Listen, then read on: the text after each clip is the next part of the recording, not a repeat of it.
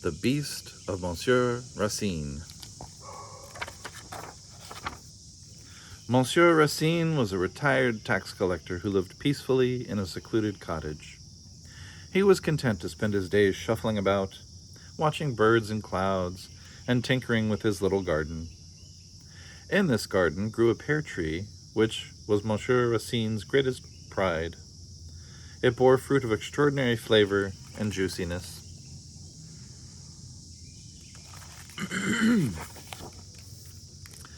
Pears from that tree had won him many prizes at local country fairs.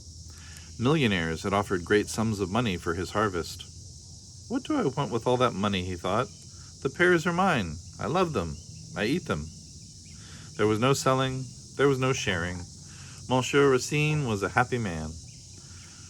But one morning, alas, 3 times alas, he found all his pears gone.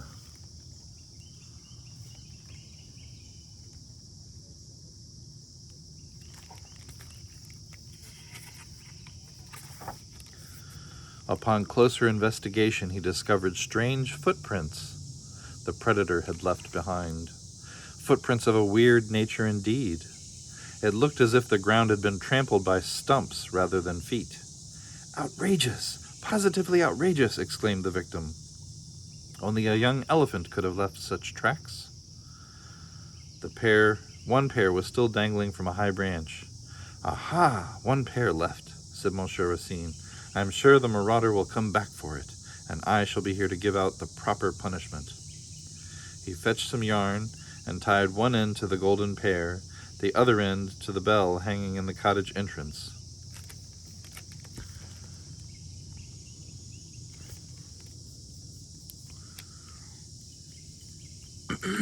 Then he put on his old cavalry uniform and squeezed himself into its shiny cuirass? Cuirass. I'll have to look that up later. Facing the open door, he waited all day, his saber at the ready. Hours dropped by, and Monsieur Racine fell asleep.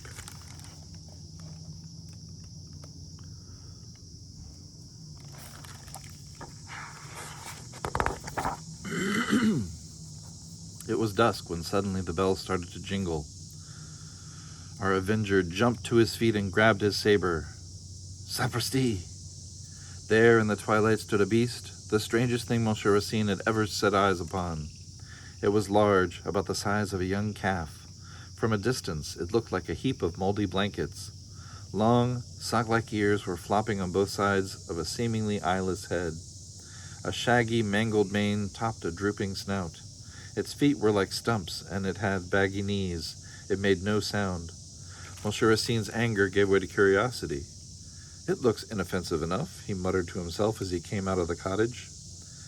The beast didn't budge, and even seemed willing to strike up an acquaintance.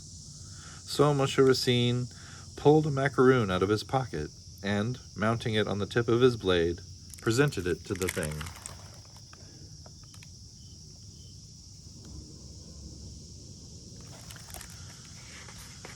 This underscores the importance of having macaroons in one's pockets at all times.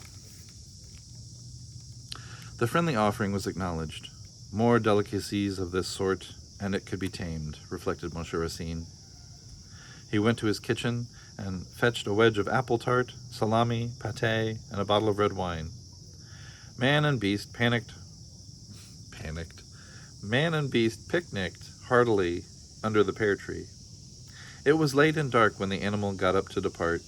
"Good night, gentle thing," said Monsieur Racine, as he kissed his visitor on both jowls. "Come back tomorrow, and we shall have a lovely time together."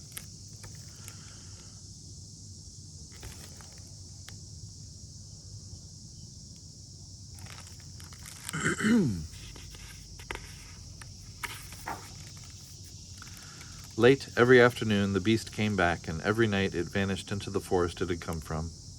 It was especially fond of cookies, chocolate, and ice cream.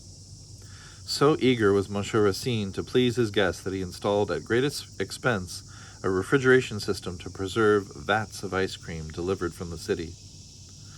On rainy days, they would just be cozy on the old sofa Monsieur Racine had inherited from his Aunt Sophie. Both friends enjoyed music. They listened religiously.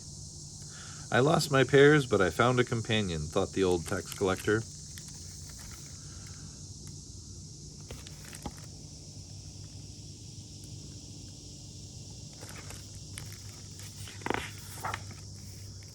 On sunny days, when road conditions would allow it, he would load the beast in a trailer pulled by his motorcycle. Off they zoomed with dizzying speed.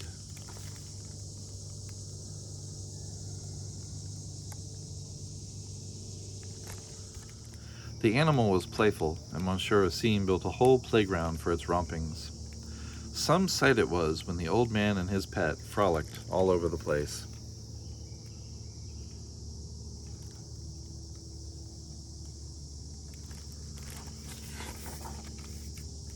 All the while, Monsieur Racine was studying the creature, taking photographs, making sketches, recording measurements.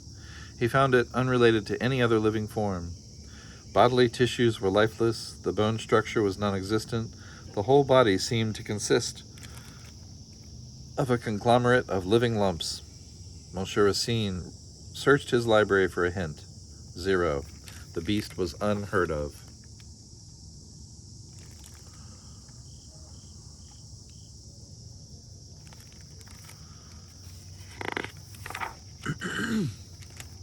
So Monsieur Racine decided to write to the Academy of Sciences in Paris.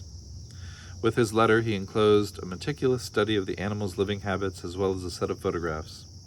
The answer was prompt.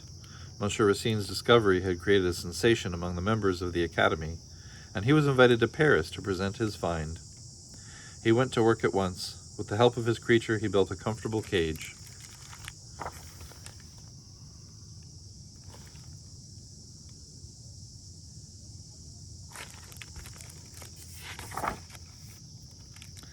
It was carted at government expense to the nearest railroad station.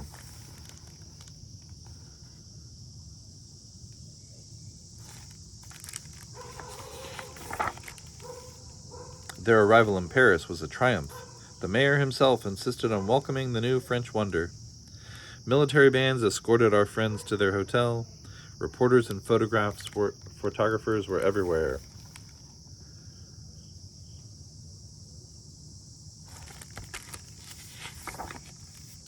Fortunes were offered for Monsieur Racine's animal by circus owners, zoo managers, and wealthy maniacs. "What do I want with money?" was his answer. "The beast is my friend, and friends are not for sale. And let that be that." The next day was the day. The members of the Academy met in the amphitheater. At 10 o'clock Greenwich time, the door to the platform opened, and Monsieur Racine walked in, fittingly dressed in a dark suit and followed by the beast.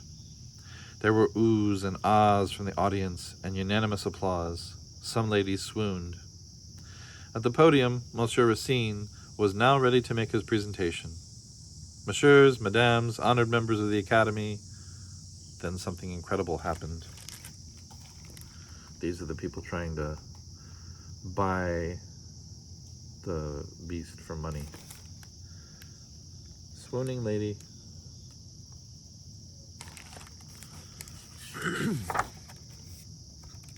The beast, which had always remained silent, broke into hysterical giggles. Shaking, rolling on its side, it ripped and tore itself apart.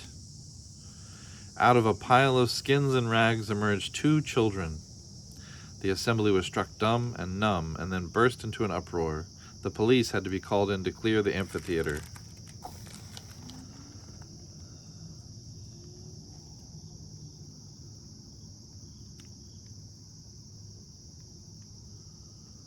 There's a guy with a slingshot. Seriously?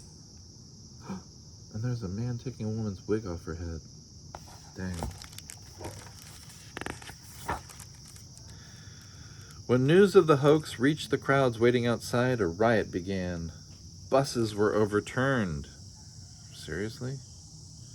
Unspeakable acts were performed. What a mess. People are still talking about it. It's pretty crazy.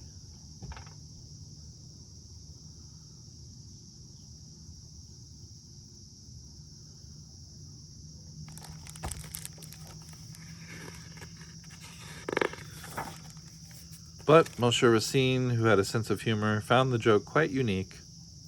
After congratulating the children for their cleverness and endurance, he took them on a tour of the capital. Then they went home, and the children were returned to their parents, nice country folk who lived on the other side of the forest.